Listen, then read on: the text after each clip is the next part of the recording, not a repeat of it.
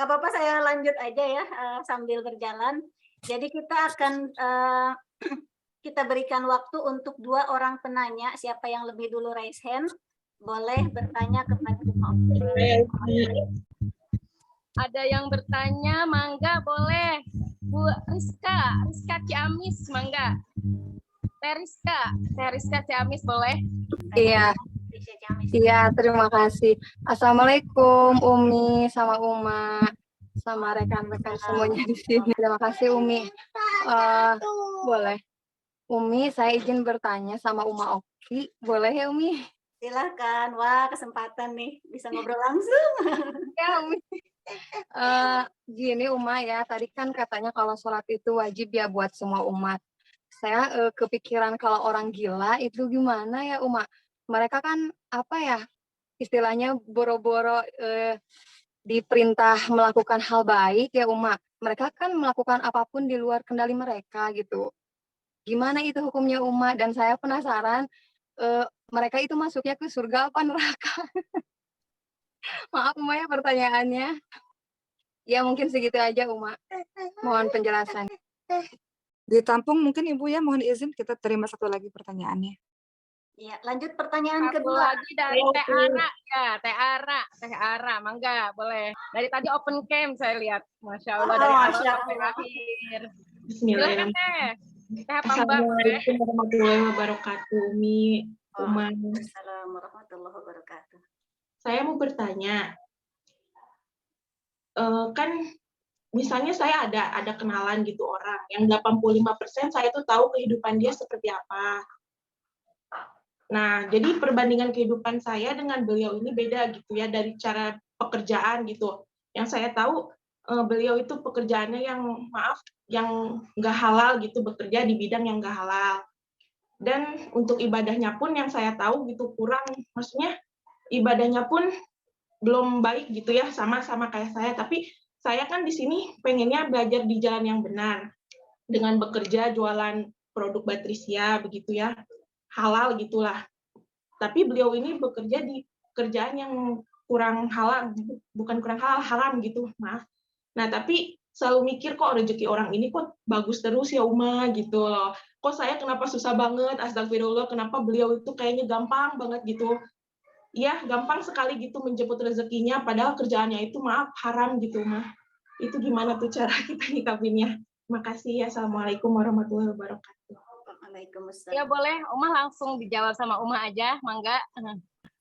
Pertama, tadi pertanyaannya adalah bagaimana hukum untuk orang-orang yang gila, apakah masuk surga atau bagaimana? Baik teman-teman sekalian, dalam sebuah hadis dari Sayyidina Ali bin Abi Thalib radhiyallahu anhu, Nabi Muhammad sallallahu alaihi wasallam bersabda, pena pencatat amal akan diangkat dari 3 orang. Artinya dosanya nggak dilihat oleh Allah. Kata Rasulullah, pena pencatat amal akan diangkat dari 3 orang. Siapa dia yang tidak punya dosa ini, yang Allah tidak nilai? Kalau ketika dia buat dosa, Allah tidak nilai itu sebagai perbuatan dosa. Pertama adalah orang yang tidur sampai dia bangun. Jadi kalau orang tidur tanpa sengaja ya dia tidur, kemudian tidur dia dalam keadaan yang tidak sadar sampai dia bangun, ini nggak ada dosa untuknya, teman-teman sekalian. Misalnya nih, contohnya misalnya kita punya kewajiban untuk sholat subuh, sholat 5 waktu misalnya. Cuman dia kelelahan, dia tidur sampai dia ketinggalan sholat misalnya. Baru ketika bangun jam 9 pagi baru dia sholat. Jadi dia punya dosa sebagai seorang beriman karena dia nggak melaksanakan sholat, tapi dia dalam keadaan yang tidak sadar karena dia tidur. Maka dia nggak punya dosa di situ. Karena sebuah perbuatan yang tidak disengaja olehnya. Jadi kembali lagi, Allah tidak akan mencatat sebagai perbuatan dosa bagi orang-orang yang apa? Pertama, dari orang-orang yang tidur sampai dia bangun, kemudian anak-anak sampai dia balik. Anak-anak itu buat dosa apapun, sebelum dia balik nggak berdosa di hadapan Allah, nggak dicatat sama Allah Subhanahu Wa Taala. Namanya anak-anak, dia belum tahu. Yang ketiga siapa? Orang-orang yang gila sampai dia sadar. Orang-orang yang gila sampai dia menjadi orang berakal. Jadi orang-orang gila itu, ya Allah, Masya Allah nggak dicatat sama sekali teman-teman sekalian. Kenapa? Anak-anak, orang gila, orang yang tidur, itu tidak dibebani dengan perintah dan larangan dalam agama. Ini adalah bentuk rahmat dan kasih sayang dari Allah Subhanahu Wa Taala kepada orang-orang ini, ketiga orang ini. Kenapa? Orang-orang ini akan mulai dicatat oleh Allah nanti ketika dia sudah balik, ketika dia sudah bangun, dan ketika dia sudah sadar dan sudah berakal kembali. Jadi untuk teman-teman semua, orang gila itu, Masya Allah, kalau kita belajar dari orang gila, kita ini yang waras ini, belum tentu loh teman-teman sekalian masuk ke dalam surganya Allah Subhanahu wa taala. Orang-orang yang tidak akal, tidak dibebani dengan kewajiban-kewajiban oleh Allah Subhanahu wa taala, dia masuk surganya Allah Subhanahu wa taala kalau kembali kepada Allah. Contoh lain lagi, kita ini bisa lihat, ini mata dosa banyak banget kan? Atau lisan lah, dosa banyak kan? Dosa gosip, ghibah, gunjing, namimah, adu domba, kata-kata kotor, kata-kata keji, kata-kata kasar, ini dosanya banyak. Tapi orang-orang, saya kan bergabung dalam komunitas ibu-ibu yang punya anak-anak yang punya kelainan langka kan teman-teman sekalian, karena anak saya kan punya kelainan langka juga. Anak-anak mereka ada yang nggak bisa bicara, nggak bisa lihat. Kata mereka apa? Masya Allah, ini lisannya lisan surga. Nggak pernah ngomong yang jelek-jelek. Mata, Masya Allah, Alhamdulillah, ala kulli hal, segala puji bagi Allah untuk semua keadaan. Matanya mata surga, dijaga oleh Allah. Selama di dunia matanya nggak pernah lihat apa-apa, mata surga. Jadi yang harusnya khawatir itu kita loh teman-teman sekalian. Kita punya mata ini yang harus khawatir, ini mata nih, ini banyak iri dengkinya sama orang, banyak marah dendamnya sama orang, banyak pikiran kita nih yang kita rasa kita pinter ini banyak nih, suuzon pada takdir Allah, suuzon pada orang, ini banyak nih pikiran-pikiran jelek yang ada di sini. Tangan kita kadang-kadang kita mukul anak kita, atau kadang-kadang kita mengambil sesuatu yang bukan hak kita. Jadi harusnya kita khawatir pada diri kita sendiri. Mereka yang di sana yang nggak bisa lihat, nggak bisa bicara, atau yang mohon maaf gila, atau yang anak kecil, atau yang lain-lain yang nggak sadar, nggak ada dosa buatnya. Itu bentuk kasih sayang Allah. Wallahu a'lam. Jadi begitu ya, Ibu, mohon izin jawabannya. Kedua, nah ini juga penting. Ini pertanyaannya penting-penting semua. Kenapa ya saya ini udah jadi orang baik, udah sholat 5 waktu, pakai pekerjaan yang halal, tapi kok rezekinya susah banget, kenapa sih ya Allah?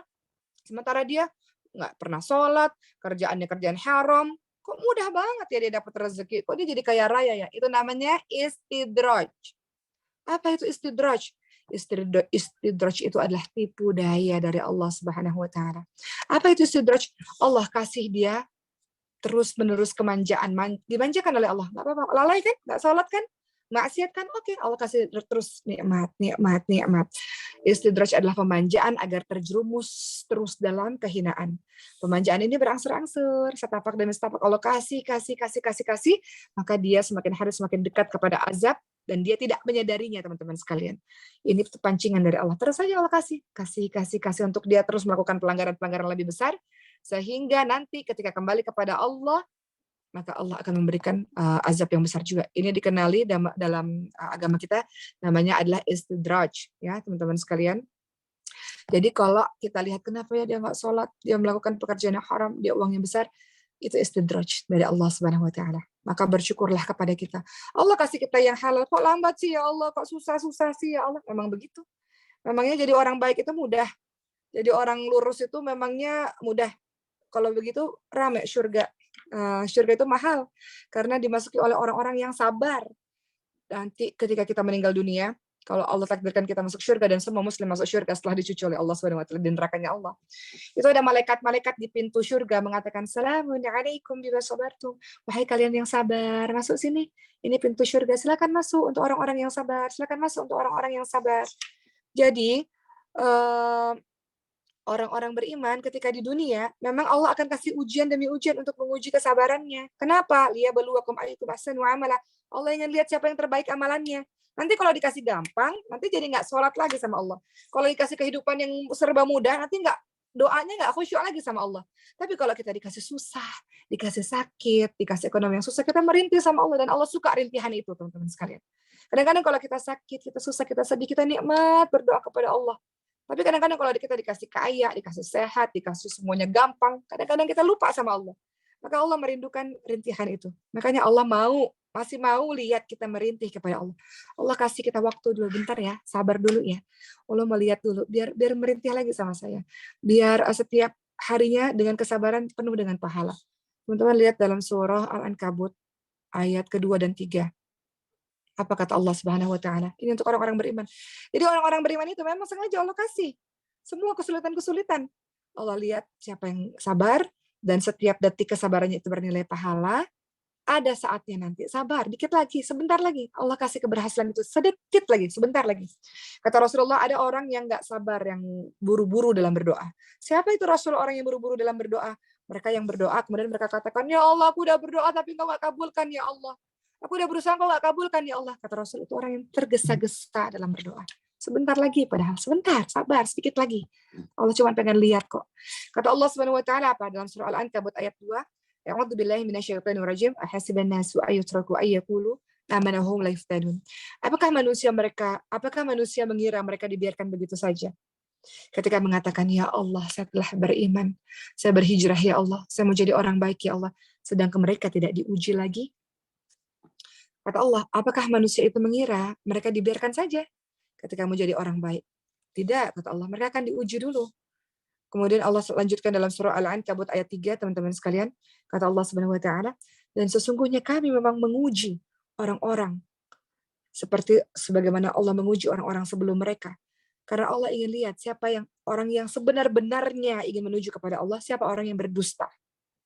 Orang berdusta itu gampang, oh saya menjadi orang baik, saya orang soleh, saya sudah beribadah, lisannya, gampang. Tapi untuk membuktikan dia betul-betul nggak menuju kepada Allah dengan ujian-ujian yang Allah berikan. Wallahu a'lam.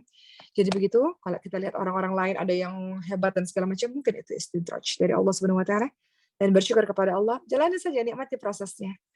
Untuk menjadi seorang Umi Fatimah Az-Zahra dengan memiliki baterasia dengan omset yang sangat luar biasa, memangnya simsalabim langsung jadi orang berhasil? Enggak. Melewati belasan puluhan tahun yang susah dulu. Dengan kesabaran, dengan husnuzan kepada Allah, tawakal ala Allah, dengan rintihan yang sepanjang malam, Allah kasih keberhasilan di waktu yang tepat nanti insya Allah. Mungkin begitu ya teman-teman sekalian, wallahu a'lam. Masya Allah, luar biasa. Masya Allah, terima kasih Umi. Gimana Teh? Umi Faj, dilanjut atau kita close aja? Closing statement dong dari Umi, dari Umah Oki. Closing statementnya Umah. Closing statement mungkin juga nanti ditutup sama Umi Fas ya. Umi Fas juga kalau Masya Allah. Masya Allah, Umi Fas juga kalau menyampaikan sesuatu itu menembus ke hati-hati kita ya teman-teman sekalian. Mohon izin teman-teman semua, apa sih yang kita cari di dunia ini? Kita mau cari apa teman-teman sekalian? Suami saya itu, mohon izin saya, biasanya saya menyampaikan kalimat dari almarhum ayah saya, tapi kali ini saya akan menyampaikan perkataan dari suami saya. Kita ini hidup ini mau ngapain sih? Sudah dekat pertemuan kepada Allah Subhanahu wa taala. Insya Allah kehidupan kita akan baik-baik saja kalau kita menjalankan 3 hal, kata suami, yaitu ikhlas, menjalankan sesuatu karena Allah, ringan kehidupan ini. Sabar dalam menghadapi ujian-ujian Allah, dalam menjalankan ibadah-ibadah kepada Allah, dalam meninggalkan kemaksiatan, dan bersyukur. Hidup penuh dengan rasa syukur, nggak perlu banding-bandingkan kehidupan kita dengan orang di sana kok begitu, orang di sana kok begitu. Terlalu banyak kebaikan yang Allah berikan kepada kita. Fabi ayyi ala'i rabbikuma tukadziban. Nikmat Tuhanmu yang mana lagi yang kau dustakan? Banyak nikmat yang Allah berikan, semuanya. Allah Maha Baik, ya Allah Maha Baik. Terakhir, ada satu kalimat indah sekali. Indah sekali kalimat ini, mana ya teman-teman sekalian? Ini sebuah nasyid yang ingin saya bacakan kepada teman-teman semua. Kemarin saya mencatat, mana ya? Intinya dari nasyid itu, teman-teman sekalian. Sebentar ya, saya cari dulu ya teman-teman sekalian. Kalimat yang sangat indah. Saya kemarin safari dakwah, dan guru saya, ada orang Palestina. Beliau menyebutkan nasyid ini. Mana kalimatnya ini? Yang intinya begini. Kita ini makhluk Allah yang banyak sekali dosa, sahabat sekalian. Banyak sekali dosa. Kita berbuat kedurhakaan demi kedurhakaan kepada Allah Subhanahu wa taala. Kita banyak berbuat maksiat kepada Allah Subhanahu wa taala. Kita lupa padahal kita menumpang di buminya Allah. Kita makan dari rezeki yang Allah kasih. Kita diizinkan oleh Allah mendapatkan kebahagiaan keluarga dan lain-lain, itu pun Allah yang mengizinkan. Namun kita ini makhluk yang tak tahu diri, kita makhluk yang kurang ajar, kita makhluk yang banyak durhaka kepada Allah, banyak maksiat sama Allah, jahat kita ini teman-teman sekalian. Jahat sekali kita kepada Allah. Padahal Allah sudah memberikan limpahan kasih sayangnya kepada kita. Allah Subhanahu wa taala menutup aib-aib kita, menutup siapa sesungguhnya diri kita. Sehingga banyak orang hormat dan sayang kepada kita. Maha penyayangnya Allah kepada diri kita. Maka saatnya kita datang kepada Allah dengan rintihan, kepada Allah Subhanahu wa taala, mengakui kesalahan kita, kebodohan kita, kelalaian kita, kedzaliman kita ya Rabb. Dan Allah menghendaki kita untuk kembali kepadanya. Kata Allah apa dalam surah Az-Zumar ayat 53, kata Allah, "Qul ya ibadiyalladzina asrafu ala anfusihim la taqnatu min rahmatillah, innallaha yaghfiru dzunuba jami'a innahu huwal ghafurur rahim." Wahai hamba-hambaku yang sudah banyak dosanya, wahai hamba-hambaku yang sudah melampaui batas, jangan pernah berputus asa dari semua kasih sayang Allah. Allah berikan semuanya. Allah mengampuni semua dosa-dosa yang pernah kita lakukan. Allah Maha Pengampun lagi Maha Penyayang.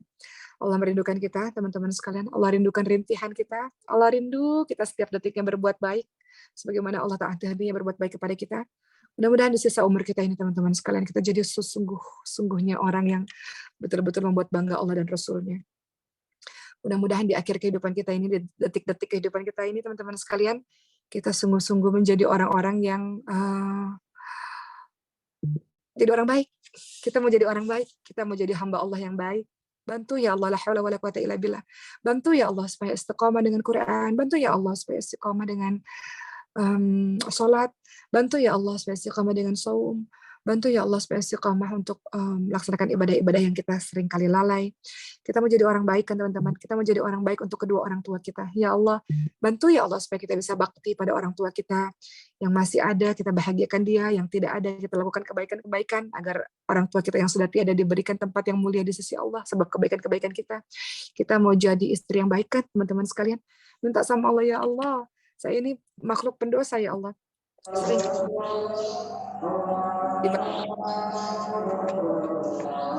kali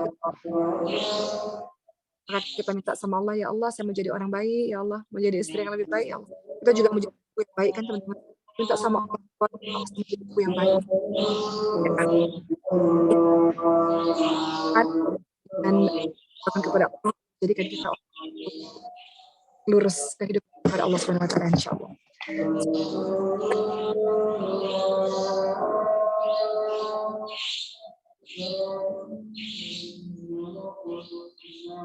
Masya Allah. Ya teman-teman. Iya pas. Yang sesuatu yang di mute dulu barangkali siapa itu? apa nih suaranya? Ini suara dari siapa? Segala sesuatu yang kita lakukan karena Allah tidak akan sia-sia dan tidak akan Allah sia-siakan. Betul begitu ya Umah ya? Masya Allah. Oke. Gimana? Sudah bentar lagi waktu maghrib teh, Umah. Kita close aja mungkin ya. Kita close. Ya, kita tutup majelis ilmu kita pada sore hari ini. Terima kasih kepada Umah, terima kasih kepada Umi Faj yang telah menyampaikan ilmunya yang luar biasa. Nah, marilah kita tutup majelis kita pada sore hari ini dengan baca istighfar. Astagfirullahaladzim, astagfirullahaladzim, astagfirullahaladzim. Dan membaca doa penutup majelis. Subhanaka Allahumma wa bihamdika asyhadu an la ilaha illa anta astaghfiruka wa atubu ilaik. Terima kasih teman-teman. Tadi bagi yang dua orang penanya akan ada ribut dari Batrisya. Silakan Japri admin ya. Terima kasih ya semuanya. Saya atas namanya Badia selaku host mohon maaf. Dan terima kasih. Wassalamualaikum warahmatullahi wabarakatuh. Waalaikumsalam warahmatullahi wabarakatuh. Terima kasih Uma, Umi. Terima kasih. Assalamualaikum ya. Saya sedikit ya sebelum saya tutup. Sekali lagi closing statement dari saya, barang siapa mengejar dunia, dia hanya akan mendapatkan dunia semampu yang dia upayakan. Barang siapa mengejar akhirat, dia akan dapatkan kesuksesan dunia dan akhirat. Untuk yang open cam nanti insya Allah dihubungi, karena kita lihat dari recordnya siapa yang tadi open cam. Sekali lagi terima kasih banyak. Wassalamualaikum warahmatullahi wabarakatuh. Terima kasih. Waalaikumsalam warahmatullahi wabarakatuh. Terima kasih Uma. Terima kasih banyak semua. We love you. Assalamualaikum.